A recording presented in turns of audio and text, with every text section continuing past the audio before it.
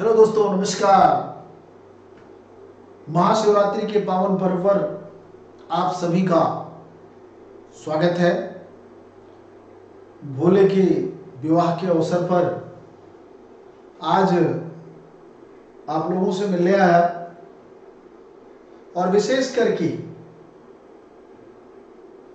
जो भारतीय संस्कृति रही है इस पर अनेक हमले हुए, तो उन हमलों के परिप्रेक्ष्य में कैसे भारतीयों ने उन चुनौतियों का सामना किया उसकी आज चर्चा होनी है।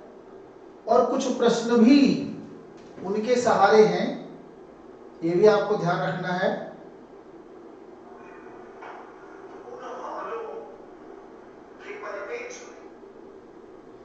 तो सभी फटाफट जल्दी जल्दी आ जाए और आकर के तुरंत अपने ग्रुप में भी मैसेज कर दें, लोगों को जोड़ लें कि आज थोड़ा सा नए सिरे से कुछ जानना है, नए दृष्टिकोण को समझना है ना। इतनी दूर से आने वाला यूनानी सिकंदर कैसे भारतीय वीरों के मध्य असहाय होता नजर आया और अनैतिक कार्य करने पर उतारू हुआ।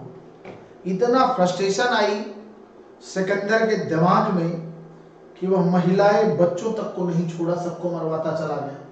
उसके दिमाग में सारी चीजें कहां से पनप गई, क्यों ऐसा हुआ, यह आपको ध्यान रखना है दोस्तों। तो आज उन्हीं प्रक्रियाओं को लेकर के मैं उपस्थित हुआ हूं। तो जितने बच्चे हैं जुड़ गए हैं वो और को भी जोड़ने का प्रयास करें, और जितने जल्दी जुड़ जाएंगे उतना बेहतर निर्माण हो जाएगा। तो मोहम्मद तारिक आ गए हैं, रश्मि कुशवाहा जी आ गई हैं, है ना, विवेक जी हैं, और सारे के सारे ऑल ऑफ यू जितने भी बच्चे यहाँ देख रहे हैं सभी का स्वागत है दोस्तों। बस यही कहना चाहूंगा कि तुरंत फटाफट आइए और जुड़िए, ठीक है दोस्तों। तो ये हमारा जो ये सेशन है इसको पिछले क्लास में भी पढ़ाया था, आज पुनः इसे लेके उपस्थित हुआ हूं। तो इसका स्पष्ट कारण यह है कि अभी मूल रूप से आप इसकी जानकारी नहीं ले पाए हैं, तो उन सारी चीजों को लेकर के मैं आज उपस्थित हुआ। तो दोस्तों मैं बताना चाहता हूं ये जो टॉपिक है इसे आपको बड़ी गहराई से समझना है। इसमें भारतीय गौरव छुपा, इसमें भारत की अपमान की गाथा जो लिखी गई यूनानियों द्वारा, यूरोपियों द्वारा, उस पर से आज पर्दा हटाना है। किस तरीके से भारतीयों ने मुकाबला किया। ये जो कहा जाता है कि भारतीय तो बिल्कुल अक्षम है, नहीं, ये बताना है कि अक्षम नहीं है, ये सुपीरियर है। और इन्होंने अपने कार्यों से इन्होंने विदेशियों को नतमस्तक किया। उस विदेशी को नतमस्तक किया जो विश्व विजय की ओर निकला था। तो 9628 95 9237 8318 48 9291 इन सभी पर आपको संपर्क आवश्यकता जरूर पड़ेगी। मैं जानता हूं इन फ्यूचर आप जरूर से जरूर इसकी आवश्यकता महसूस करेंगे। तो देखिए आज पूरी की पूरी योजना उसी पर टिकी है। पहली चीज, ये जो आपको दृश्य दिख रहा है ये राजा पोरस का, किसका है ये? राजा पोरस का।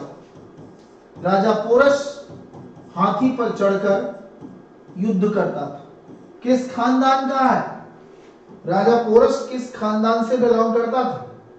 उसके राजवंश का नाम क्या था? उसके राजवंश का नाम क्या था भाई? कितने लोग बताएंगे? चलिए चलिए फटाफट आ जाइए। राजा पोरस को क्या कहा जाता है? यह मुख्यतः कैकेय प्रदेश, कैकेय प्रदेश क्षेत्र में इसका पूर्व राज्य था, और अपने राज्य की रक्षा के लिए इसने कोई भी समझौता नहीं किया, है ना। यह अपने राज्य की रक्षा के लिए किसी भी प्रकार की समझौता इसने नहीं किया और यह आगे बढ़ता चला गया। तो दोस्तों मैं आपको बताना चाहता हूं कि किस तरीके से भारतीय सैनिकों ने उन यूरोपीय सैनिकों का मुकाबला किया जो एक लंबी विजय प्राप्त करके यहां से आए थे। तो फर्स्ट ऑफ ऑल मैं यही चाहूंगा कि जो जहां से भी देख रहा है उसे लाइक कर दे अपने सारे के सारे ग्रुपों में, है ना, क्योंकि कुछ बच्चे हमको लग रहा है कि अभी उन तक मैसेज ये नहीं पहुंच पाया है कि क्लास लाइव है। चलिए दोस्तों, एक और मैं दिखाना चाहता हूं कि वास्तव में ये सिकंदर कहां का निवासी था। सिकंदर कहां का निवासी था, कहां से आया था? तो आप ध्यान दीजिए, ये वो इलाका है यूनान का। ये देखिए, ये है यूनान। सिकंदर यहीं का निवासी था। अलेक्जेंडर, है ना, मैसिडोनिया या मकदूनिया, मैसिडोनिया माने यूनान में एक मकदूनिया प्रांत था। मैसिडोनिया अथवा मकदूनिया, मैसिडोनिया, है ना। तो ये एथेंस में था और माने यूनान में था, एथेंस के आसपास।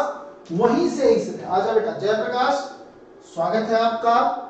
जयप्रकाश जी, जो आप सभी लोगों के ग्रुप हैं उसमें इसको शेयर कर डालिए और आज इसको मैपिंग के जरिए बताना है मुझे, ठीक है। तो ये यहां से चला, ये सारे इलाका जीता। ये सिकंदर के आक्रमण का रास्ता ये टर्की जीतता हुआ, है ना, फिर ये सीधे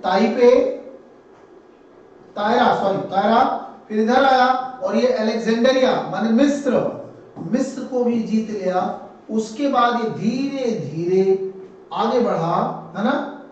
तो ये सारे इलाके जीतता हुआ ये बगदाद, इराक तक पहुंचा, बेबीलोन, है ना।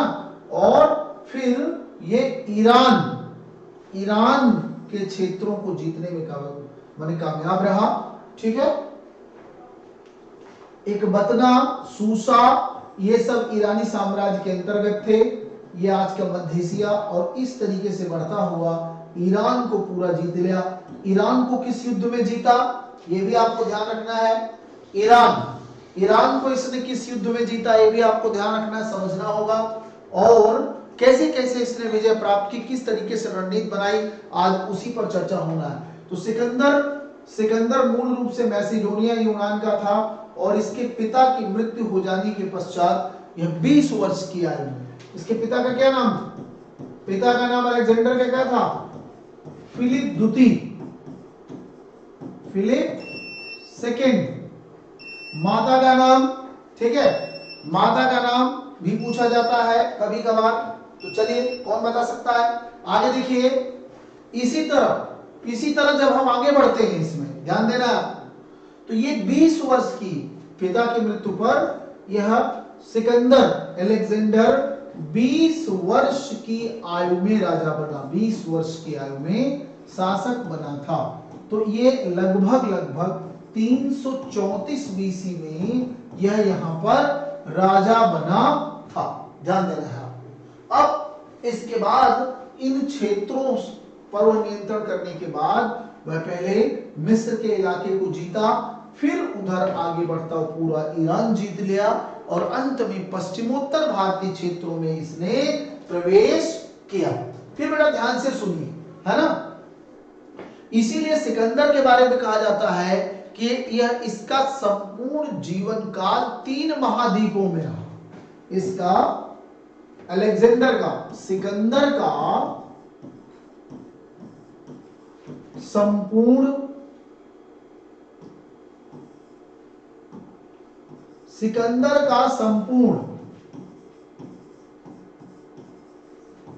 जीवन काल, है ना, 3 महाद्वीपों में बीता,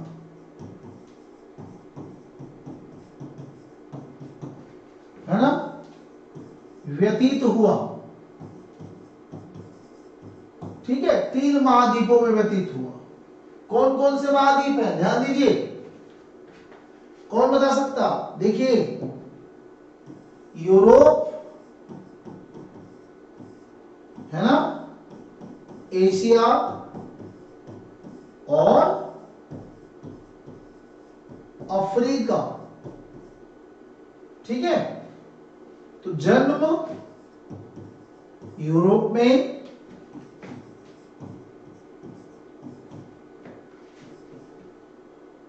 मृत्यु बेबीलोन में, बेबीलोन मेसोपोटामिया माने आज का इराक, इराक है ना, और इराक किसमें है? एशिया में, एशिया महाद्वीप में। और इसका मकबरा कहां है? ये दफनाया कहां गया? कहां दफन है? मिस्र में, मिस्र के अलेक्जेंडरिया में।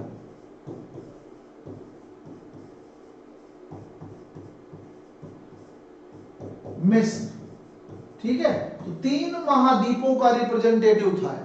इस तरीके से इसका जीवन 3 महाद्वीपों में इसका गुजरा। ठीक है भैया, अब देखो आगे बढ़ो, ये कुछ बेसिक जानकारी। अब जब अलेक्जेंडर आगे बढ़ा तो ये जब ईरान पहुंचा तो ईरान में इसने गोगामौला का युद्ध जीतकर ईरानी राजधानी पर्सपोलिस पर अधिकार कर लिया।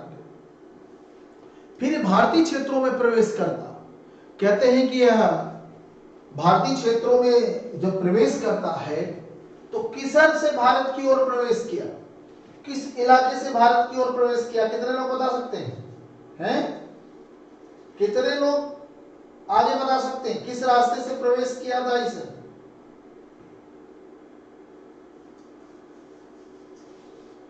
बोलो भाई, किस रास्ते से प्रवेश किया था? हिंदकुश माने 3 तरफ से हमला किया। इसने भारतीय क्षेत्रों में सिंध मार्ग से प्रयोग किया, नियार्कस के नेतृत्व में। सिंध मार्ग से सिकंदर का भारत में प्रवेश, सिकंदर का भारत में प्रवेश कैसे हुआ? 3 तरफा प्रवेश हुआ, 3 तरफा प्रवेश हुआ, 3 मार्गों का प्रयोग किया, सिंधु नदी का, हिंदकुश का, है ना, हिंदकुश के दर्रे, बल्ख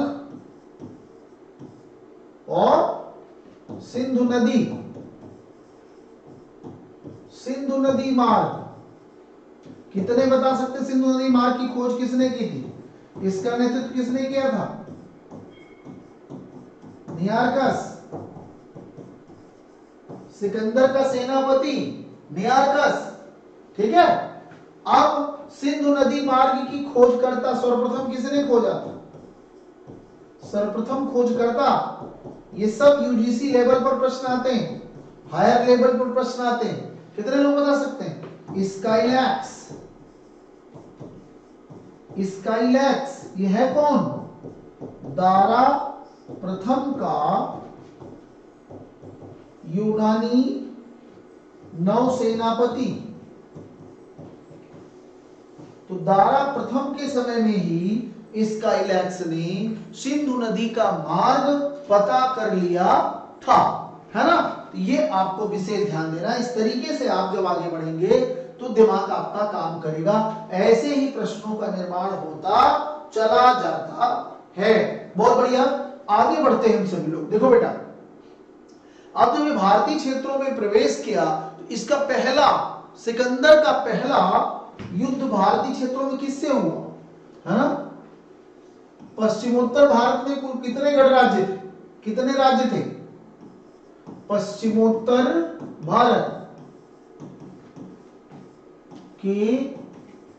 भारतीय राज्य कितने थे? बताते हैं कुल 28 थे। कितने थे बेटा?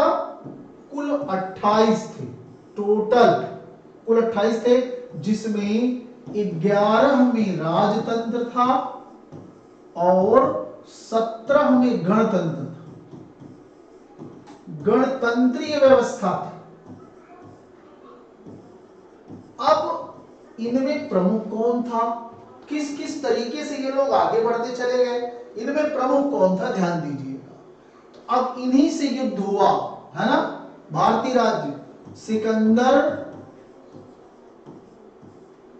का सामना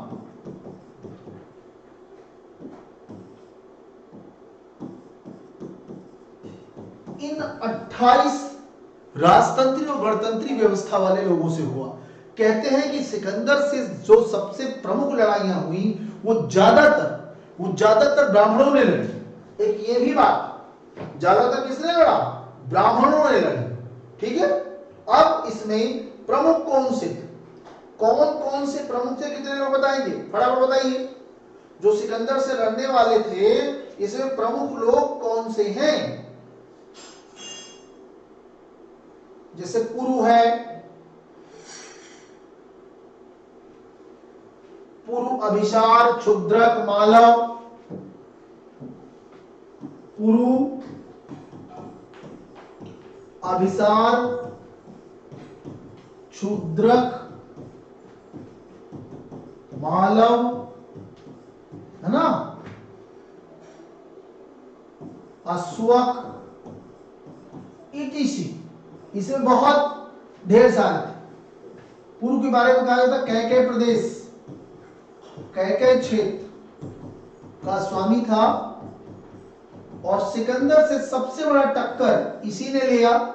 इसके बाद अश्वकों ने भी सिकंदर से जबरदस्त लड़ाई लड़ी। एक प्रश्न आता है कि सिकंदर को किस राज्य से 2,30,000 बैल प्राप्त हुए, जिससे उसकी अर्थव्यवस्था बहुत मजबूत हो गई।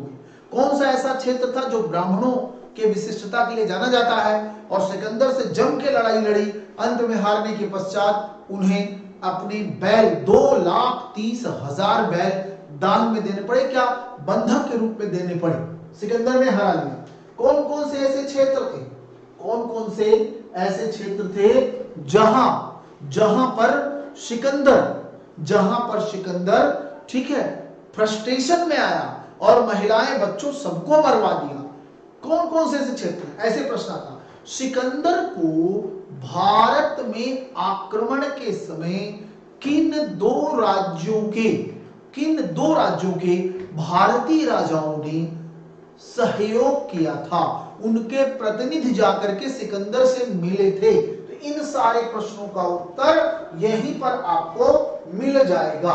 कौन कौन से बताइए, फटाफट बताइए। और एक काम करिए, अभी आप लोग पता नहीं क्या बच्चों के दिमाग में है इस समय, क्या करना चाह रहे हैं, पढ़ना नहीं चाह रहे हैं, तो थोड़ा जितने भी लोग जुड़े हैं बेटा इसे शेयर और लाइक करिए तेजी से, क्योंकि बैठने वाला कभी जीतता नहीं है, जो मैदान में उतरता है, जो लगातार संघर्ष करता है ना, वही आगे जा सकता है। तो जरा शेयर भी करिए ग्रुपों में। आप अपने जो बच्चे हैं, हमारे ग्रुप के बच्चे हैं जिन्होंने पढ़ा है, जो पढ़ रहे हैं लगातार, पता नहीं कितनी बड़ी महाशिवरात्रि बनाना चाहते हो भाई, हर हर महादेव सबके साथ है, बम बम भोले हैं, लेकिन थोड़ा पढ़ाई लिखाई भी करते रहे, है ना। तो आइए चर्चा करता हूं मैं सिकंदर के दो प्रमुख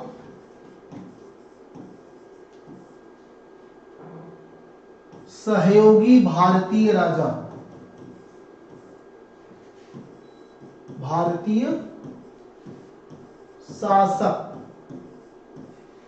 कौन से ऐसे दो, नाम कौन बताएगा? सहयोगी जयप्रकाश, सहयोगी विरोधी नहीं। जयप्रकाश जी आपने जो सोचा है चंद्रगुप्त मौर्य, कहीं से उत्तर सही नहीं है। तो आइए मैं बताता हूं दो प्रमुख सहयोगी जो सिकंदर का साथ दिए थे, भारत के प्रथम देशद्रोही जिनको संज्ञा दी गई। आइए बताता हूं भारत के प्रथम देशद्रोहियों के रूप में कौन गिना जाता। तो सबसे पहला का नाम आंभी का आता। आंभी ये राजा था तक्षशिला का, और ये राजा पुरु से अक्सर पिटता था, हारता था, इसलिए तलाश में था कि हम कैसे सिकंदर को बुलाकर राजा पुरु को हरा दे। एक आप भी था। दूसरा कौन था? दूसरा था शशिगुप्त। कौन था? शशिगुप्त। ये है हिंदुकुश का राजा कहा जाता, हिंदुकुश का राजा। ये दोनों ने सिकंदर का सहयोग किया। इन्हें ही भारत का प्रथम देशद्रोही माना जाता, प्रथम देशद्रोही इन्हें कहा जाता। सर्वप्रथम इन्होंने ही उसका साथ दिया था। और कारण स्पष्ट था कि ये दोनों है ना पुरुराज से अक्सर हारते थे, तो फ्रस्ट्रेशन में इन्होंने विदेशी को संरक्षण देना उचित समझा। ठीक है, ध्यान से समझिए। अब ये आपको भी से ध्यान देना है। आंभी के दूत, आंभी के राजदूत सिकंदर से ईरान में मिले थे। सिकंदर से कहां मिले थे? ईरान में मिले थे। और अंततः यहां पर आमंत्रित करके नीचा दिखाने का प्रयास किया भारतीयों को। तो ये भी आपको ध्यान में रखना है ना। इसके बाद सिकंदर लगातार भारतीयों से जूझता रहा और कहते हैं कि यह कुल 19 माह भारत में रहा। भारत में प्रथम आक्रमण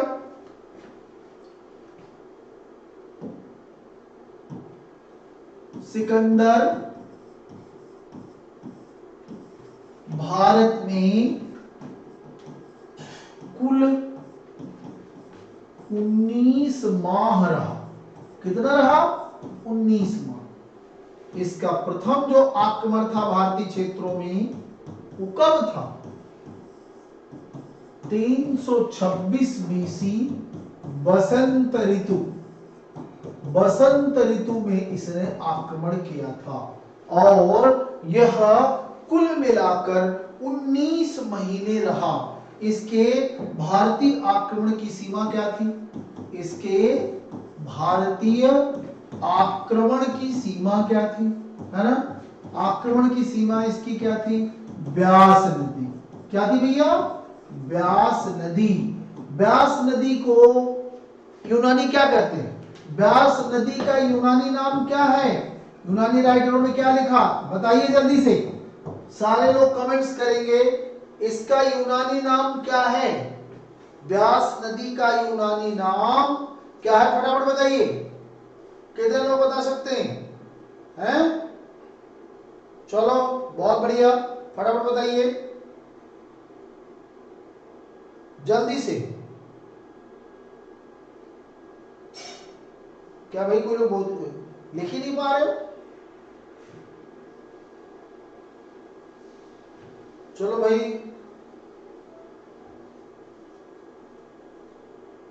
बताइए। कोई नहीं बता पा रहा। ब्यास नदी का यूनानी नाम क्या है? सिकंदर ने यही ब्यास नदी पर यूनानी देवी देवताओं की स्थापना की थी, यही अपनी सीमा माना था। बताओ जल्दी से, यूनानी नाम क्या था इसका? कितने लोग बता पा रहे हैं? किसी ने हिम्मत जुटाई? ना जी, यूनानी नाम बेटा मैं बता रहा हूं ना, कोई बात नहीं, मैं बता रहा हूं यूनानी नाम इनका क्या था। ठीक है बेटा? अच्छा, और कोई नहीं बता पा रहा? जयप्रकाश,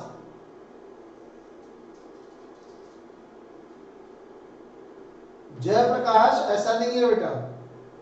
कुछ किताबें मेरे बचपन में मिला था, लेकिन उस समय चंद्रगुप्त मौर्य इस रूप से नहीं जाना जाता था।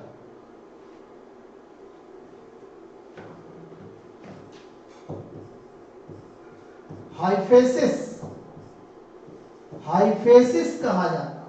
ब्यास नदी को यूनानियों ने क्या कहा? हाइफेसिस। क्या कह रहे हो बेटा? हम तुम्हारी बात नहीं पढ़ पा रहे पूरी। अच्छा, कार्यों से नाराज हो गया था? नहीं, हमने कहा कौन सिकंदर का सहयोगी था। मैं थोड़ी गरम नहीं मिला था, है ना। सिकंदर का सहयोगी, जयप्रकाश जी हमारा प्रश्न था सिकंदर का सहयोगी पहला भारतीय राजा कौन था, ये आपको आंसर देना था, है ना। आपने मिलने की मतलब कोई बात ही नहीं की, जो उसको मिलकर के भारत में आमंत्रित किया कि आइए आक्रमण करिए, ठीक है रश्मि कुशवाहा जी, क्या नाम था, हाइफेसिस कहते हैं ये लोग किसको, ब्यास नदी को। ऐसे ही इन यूनानियों ने ब्यास नदी के अलावा अन्य भारतीय नदियों का भी अलग अलग नाम से उल्लेख किया, जैसे मैं बता दूं, है ना। चलिए आइए, माने जैसे मैंने आपको बताया, देखिए ब्यास नदी को इन्होंने क्या कहा, ब्यास नदी का यूनानी नाम आपने अभी तुरंत लिखा, है ना, हाइफेसिस। देखिए जो ऋग्वैदिक नाम है वो छोड़ दीजिए, ऋग्वैदिक से यहां नहीं मतलब है, यहां यूनानी से मतलब है बेटा, है ना।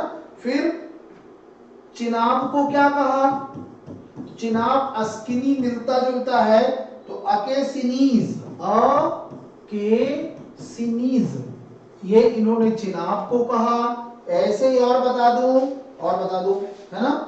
रावी नदी को क्या कहा इन्होंने, रावी नदी कहा इन्होंने, ध्यान से समझिएगा, हाइड्रोट्स, है ना, इन्होंने कहा। ऐसे ही एक आग नदी और है, जैसे झेलम को क्या कहा, झेलम के बड़ा मशहूर है, हाइडेस्पीस, क्या कहा, हाइडेस्पीस।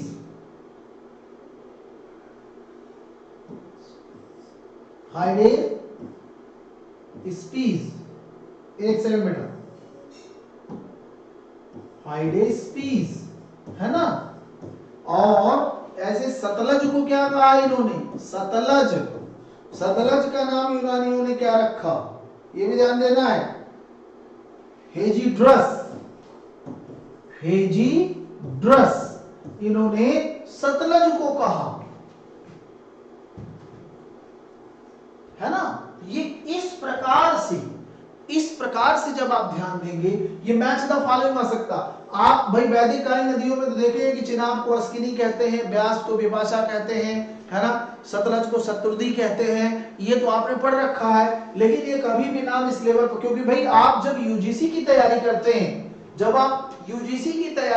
तो थोड़ा सा आपको अलग भी करना पड़ता। एक प्रश्न और आता है, सिकंदर ने कहां पर 15 भारतीय ब्राह्मणों को अपने पास मिलने के लिए बुलाया था, और किसके माध्यम से बुलावा भेजा था। देखिए जब आप यूजीसी नेट जेआरएफ की तैयारी करते हो या आप असिस्टेंट प्रोफेसर की तैयारी करते हो, तो लेवल इसी प्रकार का होना चाहिए, तब जाके चयनित आप हो पाएंगे। तो बताइए किस स्थान पर किसके द्वारा सिकंदर ने 15 भारतीय ब्राह्मणों से मिलने के लिए बुलाया था, और भारतीय ब्राह्मणों से यह बहुत ही प्रभावित था, भारतीय ब्राह्मणों से यह बहुत ज्यादा प्रभावित था। कौन सा ब्राह्मण मिलने गया, किसने मिलने से इनकार कर दिया, है ना।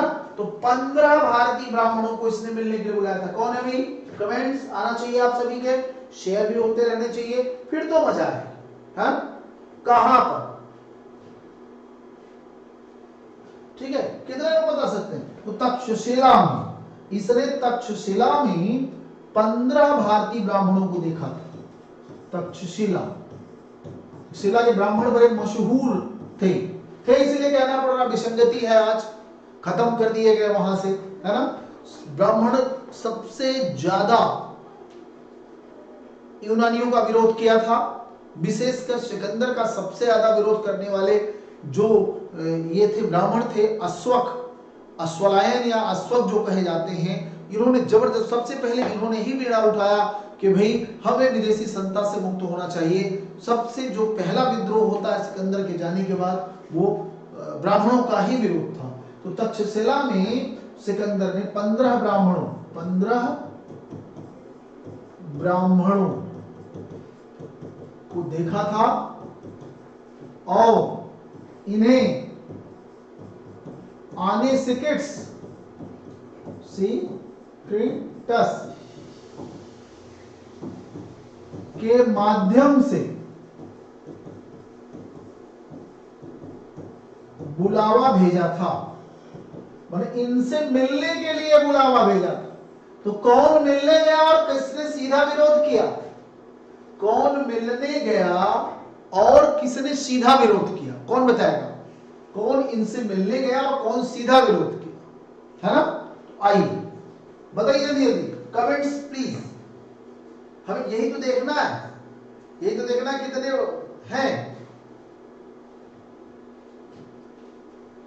चलिए आइए, तो कल्याण नामक ब्राह्मण,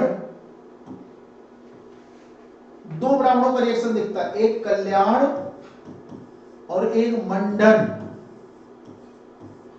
कल्याण नामक ब्राह्मण, यह ब्राह्मण सिकंदर से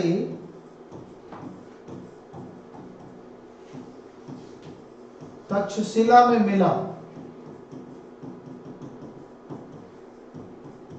मिला था और वहीं पर अपना समाधिकरण, वहीं पर अपना समाधिकरण किया, वहीं समाधि लगा लिया, है ना? तो वह देखता रह गया, सिकंदर डर गया कि इतनी बड़ी ताकत इन ब्राह्मणों के पास विल पावर कैसे होती है, ठीक है? और मंडन ने मिलने से इनकार कर दिया। मंडन ने कहा सिकंदर मेरा सिर काट सकता, इसने मना कर दिया था। मंडन ने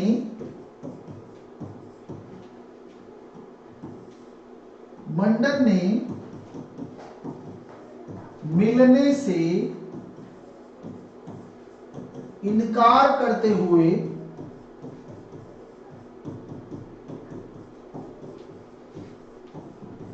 सिकंदर को प्रत्युत्तर में कहा था। क्या कहा था? सिकंदर मेरा सिर काट सकता है। ये किसने कहा था? सिकंदर से, ध्यान रखना, मेरा सिर काट सकता है, परंतु आत्मा नहीं बदल सकता, मैंने हमें बदल नहीं सकता, मैंने मैं तुम्हारा विरोध करूंगा। तो ये स्टेटमेंट मंडन का था, मंडन नामक ब्राह्मण का था। तो ये हठवादिता ब्राह्मणों की थी और सबसे ज्यादा चुनौती ब्राह्मणों से मिली, क्योंकि वैचारिक रूप से विदेशियों का विरोध करने वाले सबसे पहले ब्राह्मण थे। इन्होंने कहा बिल्कुल इन्हें हम एक्सेप्ट नहीं कर सकते। राजा पुरु का युद्ध आपको पता ही है, राजा पोरस ने लगभग 324 बीसी के आसपास माने हाडेस्पीस के युद्ध में से, झेलम का युद्ध कहते हैं या हाडेस्पीस का युद्ध कहते हैं, है ना, या बितस्ता का युद्ध कहते हैं। इस युद्ध में सिकंदर के दांत खट्टे कर दिए। कहते हैं कि सिकंदर का प्रिय घोड़ा बुकाफेला भी इस युद्ध में मारा गया और सिकंदर के सैनिकों की स्थिति कमजोर हो गई, वह आगे बढ़ने से इनकार कर दिए। तो सिकंदर का कौन सा सेनापति विद्रोह किया था? इसने कहा कि अब इसके आगे हम नहीं जा सकते, क्योंकि कौरव मैंने कुरुओं के नेतृत्व में इतनी जबरदस्त लड़ाई हुई कि सिकंदर लाख प्रयास करने के बाद भी कुरु के आत्मसम्मान को नहीं रोक पाया। अंत में उसने कई डेलीगेट्स भेजा पुरु से मित्रता करने के लिए। तो वह कौन सा मध्यस्थ था जिसकी मध्यस्थता को स्वीकार करते हुए पुरु जो है, राजा पोरस, सिकंदर से मिलने को तैयार हुआ था। और जो कहानी बताई जाती है कि जब सिकंदर के सामने उसे पेश किया गया, एक तरफ कहते हैं मित्रता हो गई, दूसरी तरफ कहते हैं कि बेड़ियों में बात कर लाया गया। बड़ा विरोधाभास है इनके प्रश्नों में, है ना? तो किसके माध्यम से मित्रता किया बताएं? किसके माध्यम से मित्रता किया सिकंदर ने? बोलो।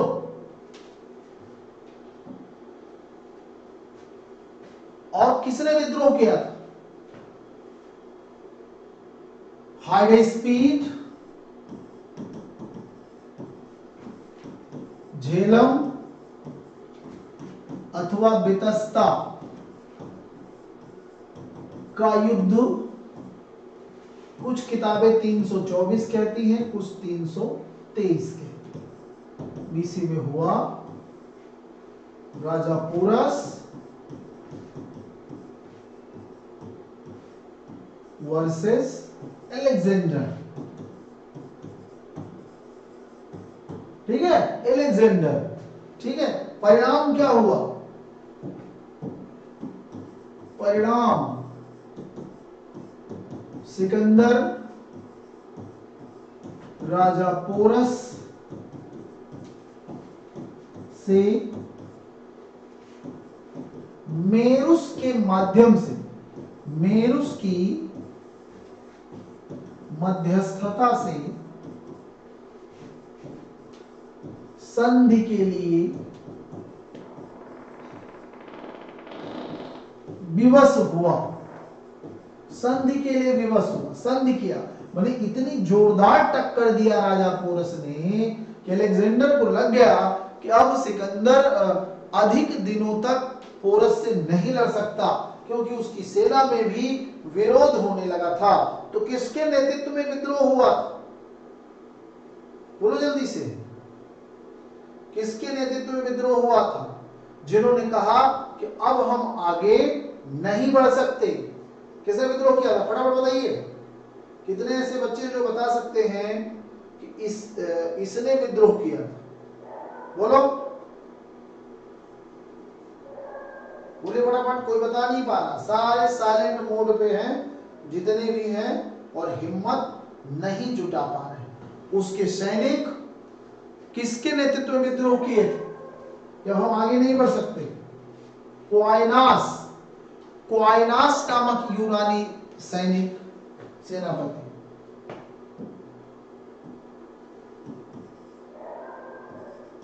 क्वाइनस नामक यूनानी सेनापति के नेतृत्व में यूनानी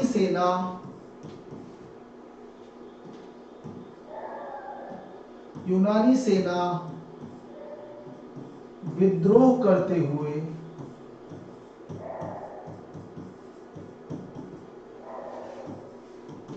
आगे बढ़ने से मना कर दी, आगे बढ़ने से मना कर दी। इसलिए मना कर दी कि इनको जानकारी मिली थी कि पूर्वी भारत में विशाल सैन्य व्यवस्था वाले नंदों का शासन है। क्योंकि भाई इन्होंने देखा कि इतनी छोटे मोटी सेना वाले, इतनी छोटी मोटी सेना वाले, जब हमें इतनी छोटी छोटी जातियों ने परेशान कर रखा है, हम 19 माह से यही लड़े पड़े हैं और इससे आगे नहीं बढ़ पा रहे हैं, तो हम आगे क्या कर पाएंगे? तो ये मेरा कहने का तात्पर्य यह है कि सिकंदर जिस त्वरित गति से आया, भाई 334 में यूरोप से चला हुआ है, यूनान से, और देखते ही देखते मिस्र सहित पूरा बेबीलोन, मध्य एशिया जीतता हुआ ईरान जीत लिया 330 में ईरान जीता। और उसके बाद उसने पूरी तैयारी की 4 साल की। भाई सिकंदर आरबेला के युद्ध में 330-31 में ईरान जीत लिया।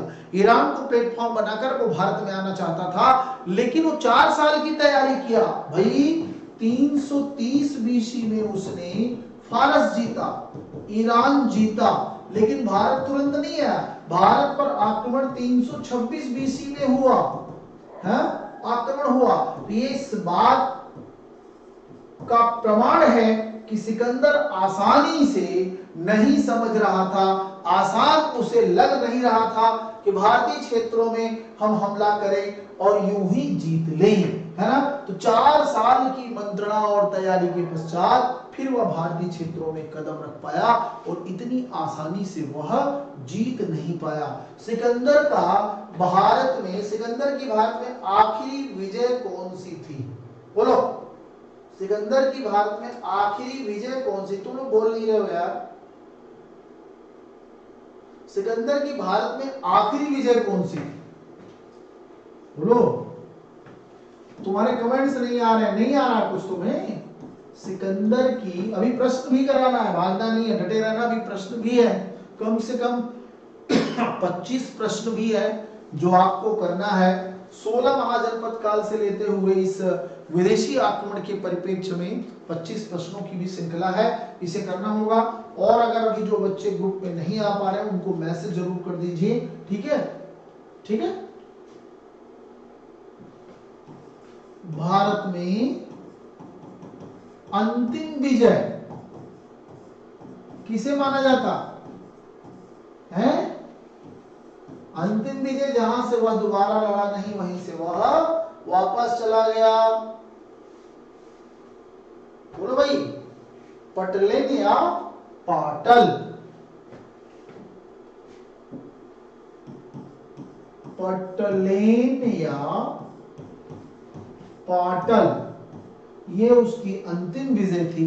यहां से फिर वह दोबारा जीतने की स्थिति में नहीं था, यहीं से वह वापस चला गया।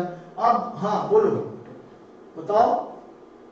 चलो चलो चलो, बहुत बढ़िया। तो ये कहां था? सिंधु नदी के डेल्टा में बसा था। ये सिंधु नदी के डेल्टा में स्थित है ना? चलिए था, यह अंतिम विजय थी। अब हमने आपसे कहा सिकंदर को भारत में किस राज्य से 2,31,000 है ना बैल प्राप्त हुए थे? बैल। सिकंदर को भारत में किस राज्य से 2,31,000 वृषभ या बैल प्राप्त हुए थे? बने जिसे उसने यूनान भिजवाकर अपनी अर्थव्यवस्था मजबूत किया था। आपको बता दें, वह थे अश्वक, अस्मगनी, अश्वक थे। अश्वक में ज्यादातर ब्राह्मणों का शासन था और यह समृद्ध राज्य था। अश्वक के अपने सिक्के भी चलते, अश्वक के स्वयं के सिक्के भी चलते थे, है ना? समृद्ध राज्य था। तो यहीं से उसको दान और मने प्राप्त हुआ, क्योंकि अश्वक लड़ने के बाद हार गए। हारने के पश्चात उन्हें आर्थिक दंड भरना पड़ा, है ना? जो 2,31,000 बैल के रूप में उन्हें आर्थिक, आप जानते ही हैं कि पशु बल कितना ज्यादा था उस जमाने में, क्योंकि ट्रैक्टर तो होता नहीं था, मशीनी था नहीं, यानी बैलों के माध्यम से खेती वगैरह की जाती, सामान ढोया जाता था, बैलगाड़ी चलाई जाती थी। ये बहुत ही महत्वपूर्ण है। ठीक है बेटा, अब आइए कुछ प्रश्नों की बात कर लेते हैं यार, है ना? इतना समझ में आ गया? कमेंट्स प्लीज, कैसा आपको महसूस हुआ कमेंट करिए। तब तक मैं थोड़ा सा आपसे और जुड़ने का प्रयास करूं। अब फिर से जो बच्चे अभी हमारे यहाँ न जुड़े हों, फिर से उन्हें मैं एक अपना नंबर देने का प्रयास करता हूं। बेटा, UGC net JRF pure batch मैं शुरू करूंगा। पर डे कुछ ना कुछ एक्स्ट्रा क्लास में इसकी लेके आऊंगा आपसे, है ना? जैसे अब यूजीसी स्पेशल जो इतिहास की चीजें वो भी मैं आपको बताऊंगा। कॉमन इतिहास तो बताना ही बताना है, कॉमन इतिहास में सारी बेसिक जानकारी होगी। इसके अलावा जो स्पेशल 1 घंटे का यूजीसी स्पेशल होगा, उसमें मैं पर डे कुछ ना कुछ नया लेके आऊंगा। आप सभी को तैयार रहना है ना?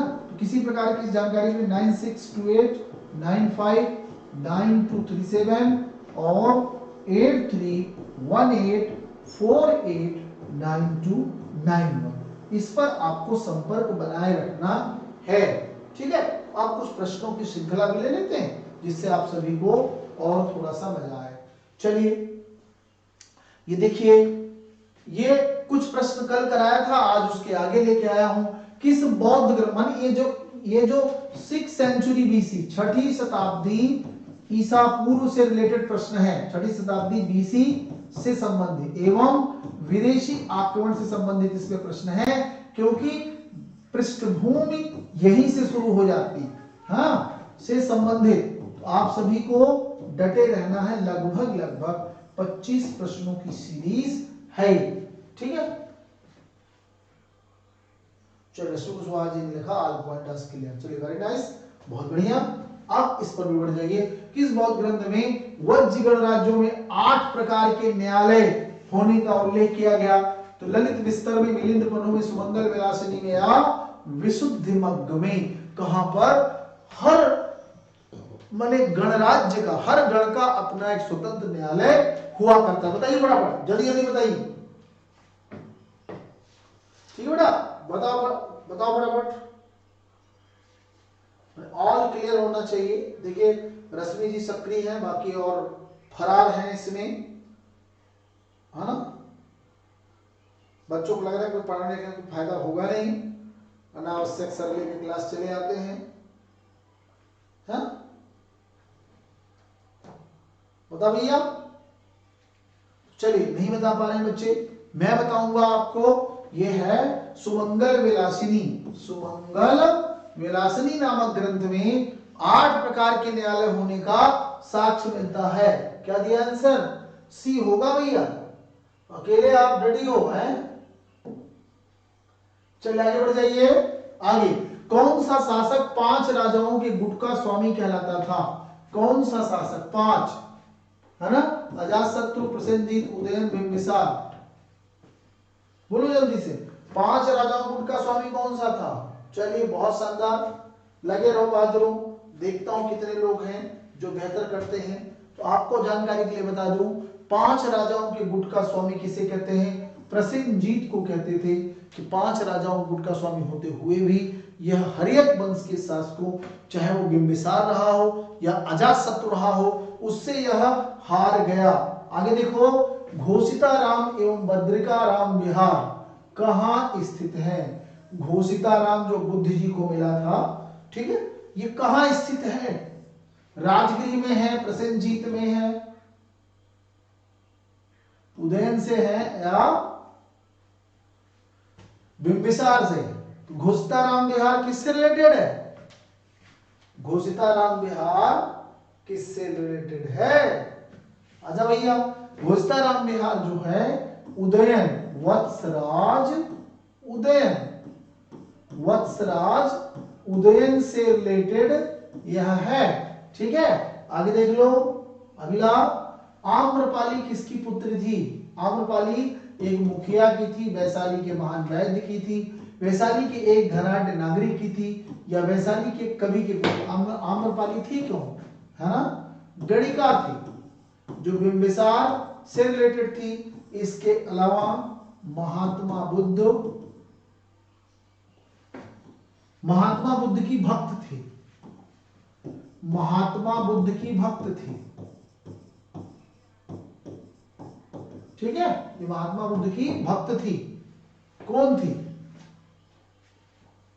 चलो चलो चलो, बहुत शानदार, एक मुखिया की पुत्री थी। कौन थी?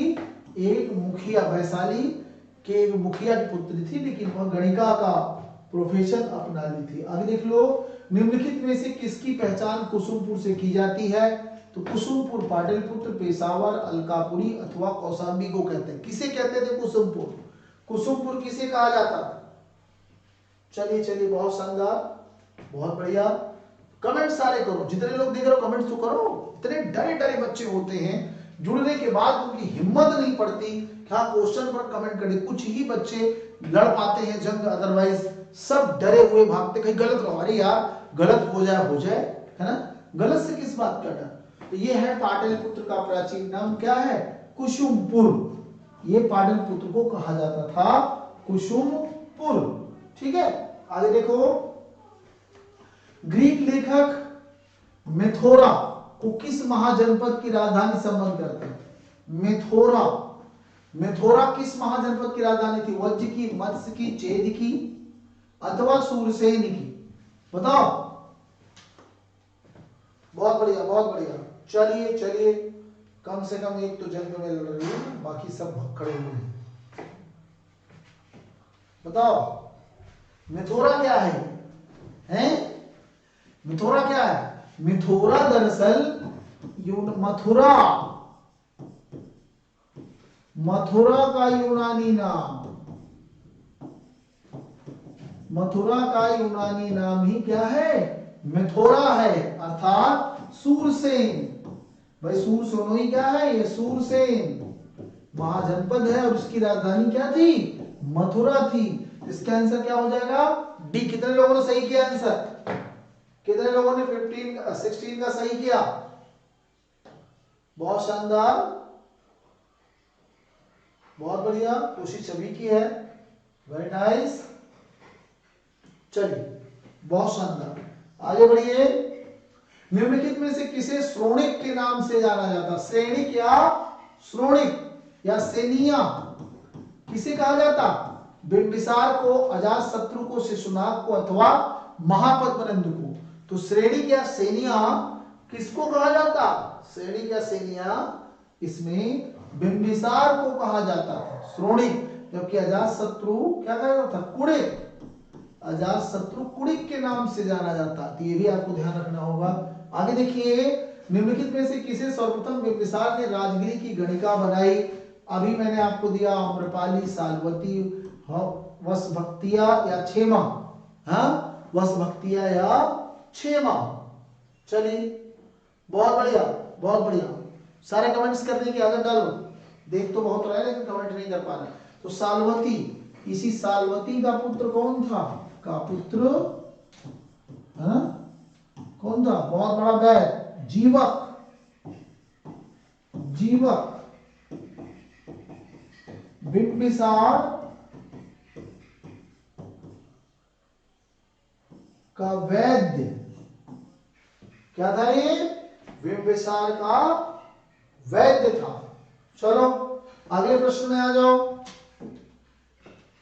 भारत ने सिकंदर के आक्रमण के समय निम्नलिखित में किस प्रदेश में महाजनों की एक समिति के साथ दो राजा, महाजनों, महाजन नहीं, ये ग्राम वृद्ध परिषद थी, सीनियरों की ग्राम वृद्ध परिषद,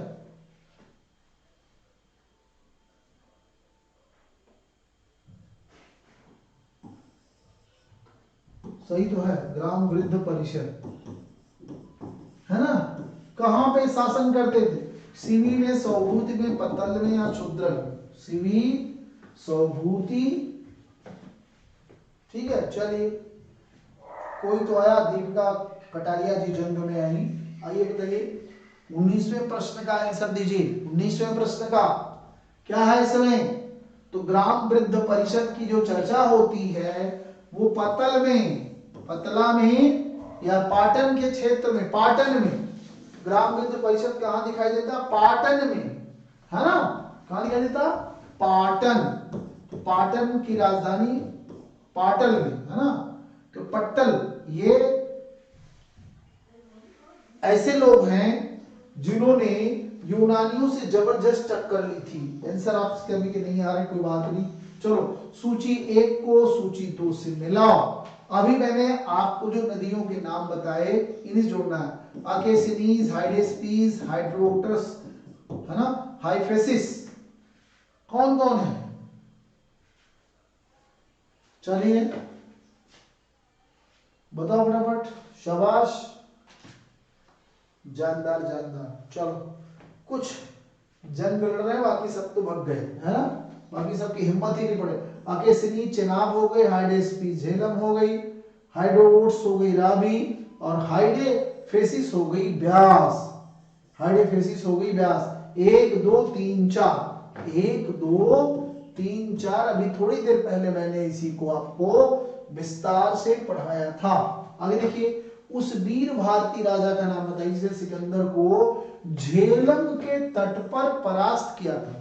मैंने ऐसे प्रश्न का निर्माण होने लगा, है ना। झेलम के तट पर परास्त किया था उस भारतीय वीर राजा का नाम बताइए। ये राजा पोरस है। कौन है? राजा पोरस है, जो कैके क्षेत्र का निवासी था। चलिए आगे बढ़िए बेटा। निम्नलिखित में से कौन सिकंदर के साथ भारत नहीं आया?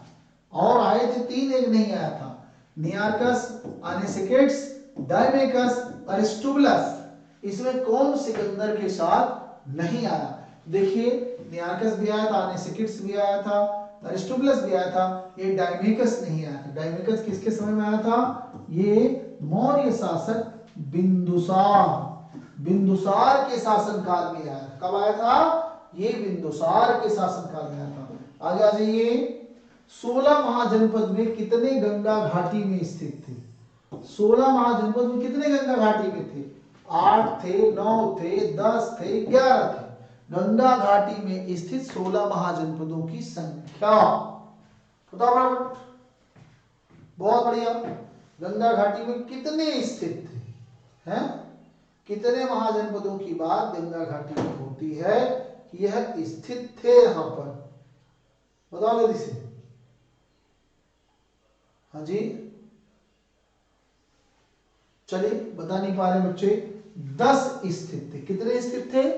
10। इतना टफ तो प्रश्न नहीं है यार। चलो आगे देखो। निम्नलिखित युगों में कौन सुमेलित नहीं है? तो शाक्य कपिलवस्तु के, कोली रामग्राम के, कलाम अल्लकप्प के और मल्ल कुशीनगर के। तो अल्लकप्प के बुली है भैया, बुली बुली। और कलाम ये जो है केशपुत्र के कलाम, केशपुत्र के कलाम। तो यही सी क्या होगा? गलत माना जाएगा। सही आंसर इसका क्या? कलाम केशपुत्र के हैं और अल्लकप्प के बुली हैं, है ना? अल्लकप्प के बुली हैं। आगे देखिए। उत्तर वैदिक काल में गौतम और वैधायन द्वारा निर्धारित ब्याज की वार्षिक दर क्या थी? 20 थी, 15 थी, 12 थी या 10 थी? बताइए बराबर कौन सी थी इसमें? शानदार, बहुत बढ़िया। रश्मि अकेले डटी है मैदान में, बाकी और सब फरार हो गए हैं, हिम्मत नहीं डटा पा रहे हैं। कोई बात नहीं, लेकिन कमेंट्स करने की आदत डाली। 15% वार्षिक निर्धारित थी। क्या निर्धारित थी? 15%। ठीक है। तो ये यूजीसी के प्रश्न हैं जो पीजीटी में भी लाभकारी करें, कुछ टीजीटी में भी आ सकते हैं। तो कुछ तो बच्चे टीजीटी वाले ऐसा सोचते हैं कि भाई यूजीसी का हम पढ़ के क्या करेंगे। अरे भाई यूजीसी पीजीटी हिस्ट्री के कुछ प्रश्न तो कॉमन होंगे, सरल वाले। जो कठिन होंगे वो जरूर नहीं, लेकिन आसान तो काम आएंगे आपके। चलिए।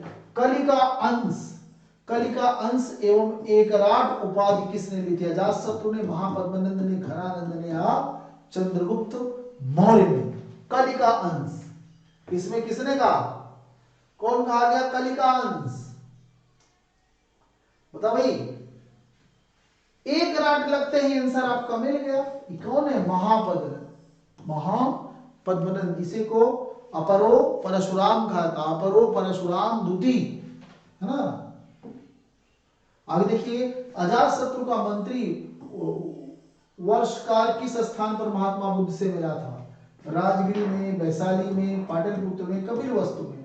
वर्षकार या कहीं किसी को वस्त्रकार कहते हैं, है ना? बोलो भाई। बहुत बढ़िया, बहुत बढ़िया।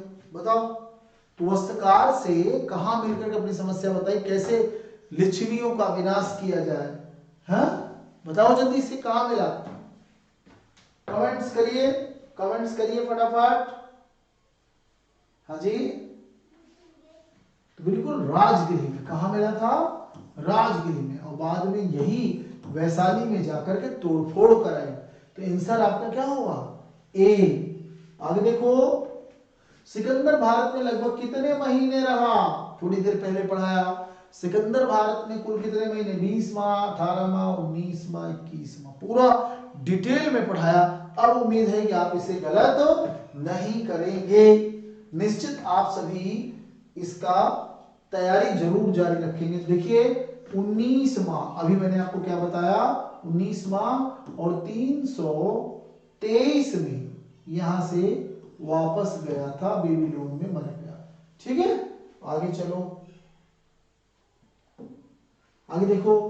किस यूनानी इतिहासकार ने सिकंदर के आक्रमण के समय मसग्द दुर्ग पर कहा जाता कि इसको कोई नहीं तोड़ सकता था, लेकिन सिकंदर ने तोड़ दिया? कर्टियस ने, प्लिनी ने, एरियन ने, मेगास्थनीज ने। मसग्द दुर्ग की बात ये कह रहे थे कि इसको भगवान भी नहीं तोड़ सकते, इंसान क्या तोड़ेगा? लेकिन सिकंदर ने तोड़ा, इसलिए उन लोगों ने कहा कि क्या है, यह महान है ना। तो ये कहानी मशक दुर्ग वाली किसने दी थी, है ना, एरियन ने। किसने दी थी बेटा, एरियन ने दी थी, ये ध्यान रखिए। आगे देख लीजिए, बुद्ध काल में कितने गणराज्यों की चर्चा हुई है, 10 की, 15 की, 20 की या 5 की, बताइए बताइए। आपको 3 से 5 सेकंड का समय दे रहा हूं कमेंट्स करने के लिए, सभी को जवाब देना होगा। 3 से 5 सेकंड का मैं समय दे रहा हूं, ये सभी को जवाब देना चाहिए। चलिए कोई बात नहीं, है ना। तो ये 10 गणराज्य हैं, इनको लिखाया भी हूं, बाकायदे डिटेल में लिखाया हूं, से किसी बच्चे का गलत न हो। श्रावस्ती अघोषित किस नदी के किनारे थी, अधोलिखित किस नदी, अणोमा, अचिरावती, रोहिणी या हिरण्यवती। तो श्रावस्ती किस नदी किनारे थी, नीचे जो लिखी गई नदियां हैं उसमें वह किस नदी के किनारे थे।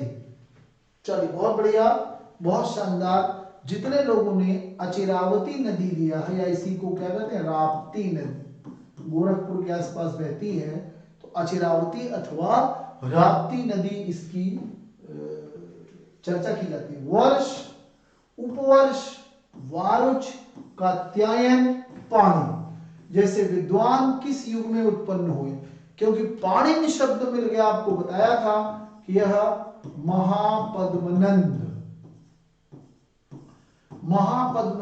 के मित्र थे। आप क्या हो जाए, नंदवन। ये सारी महान विभूतियां, 5 वर्ष, उपवर्ष, वारुच, कात्यायन, पाणिनि, ये नंद युग में थे। कहां थे, नंद युग में, ध्यान रखना है। तो चलिए बढ़िया से, अजातशत्रु ने किस गणराज्य के साथ 16 वर्षों तक युद्ध किया, पावा, कुशीनारा के बल्लों से, मिथिला के विदेहों से, वैशाली के लिच्छवियों से या रामग्राम के बुलियन से। चलो बताओ जल्दी से। तो जितने बहादुर, वाह भाई वाह, क्या स्थिति है बहादुरों की हमारे, ये हालात है, टिक ही नहीं पा रहे बेचारे। ठीक है, तो ये वैशाली के लिच्छवियों से, वैशाली के लिच्छवियों से उन्होंने संघर्ष किया था। ठीक है, चलो आगे बढ़ते हैं बेटा, आगे बढ़ जाते हैं। अगला प्रश्न देखेंगे आप सभी लोग, किस शासक को ग्रीक लेखकों ने अग्रमीज या जैंद्रमीज कहा, अग्रमीज या जैंद्रमीज, है ना। सिकंदर को, घनानंद को, अशोक को, चंद्रगुप्त को, किसको कहा, अग्रमीज। किसको अग्रमीज कहा भाई, किसको अग्रमीज कहा, आइए बताता हूं। अग्रमीज उसने घनानंद को कहा, किसको कहा, घनानंद को। आगे देखिए, पाटलिपुत्र का संस्थापक कौन था, बिंबिसार, अजातशत्रु, उदयभद्र अथवा शिशुनाग, कौन था पाटलिपुत्र का, लिखिए फटाफट, जल्दी बताइए बेटा, कौन था संस्थापक। ठीक है, वाह, राजा वाजपेयी भी कुछ हिम्मत दिखाई भाई। अभी तो रश्मि अकेले जमी हुई थी, रश्मि कुशवाहा। तो ये उदयभद्र अथवा उदायन, है ना, उदयभद्र या उदायन। चलिए कौन सा जोड़ा सही है, बाकी सब गलत। कौशल चंपा गलत, वत्स कौशाम्बी, कुरु काम्बिल्य गलत, मत्स्य अहिछत्र गलत। तो वत्स और कौशाम्बी ही सही हैं। वत्स की राजधानी क्या थी,